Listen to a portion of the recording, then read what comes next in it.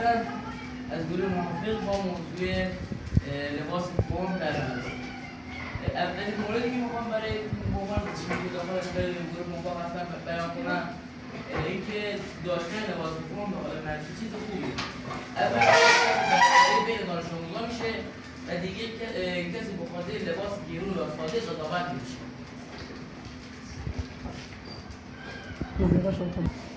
در مورد دوم میتونم بگم که لباس فرم نظم و انضباط رو میاره و مدرسه رو مرتب به نظر میرسه.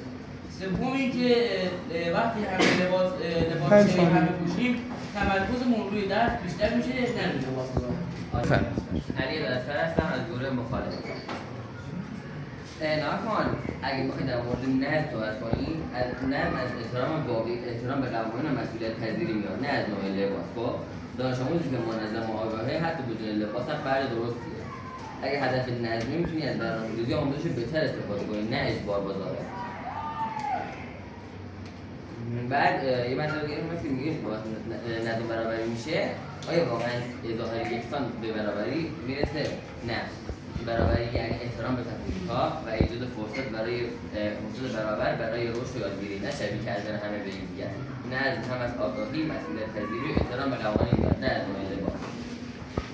از طرف دیگه گفتی باید همه دانش آموز شبیه هم باشن که بهتره، باز یک پارچگی میشه. من میتونم بگم که لباس فرم برای خانواده هزینه بره. خب هر سال باید لباس عیدی مخصوص مدرسه آماده کنن که گویا کنار از فروشگاه خاصی هم قابل دریافته که همه فروشگاه ندارنش. خب این مسئله برای بعضی خانواده فشار مالی ایجاد میکنه، در حالی که اگر دانش آموز بتونه از لباسای خودش استفاده کنه هم راحت‌تر چون لباس فرم یادت داره که شاید یه نفر که چاق باشه یا خیلی لاغر باشه نپسند بشه و کاری پیش نباشه.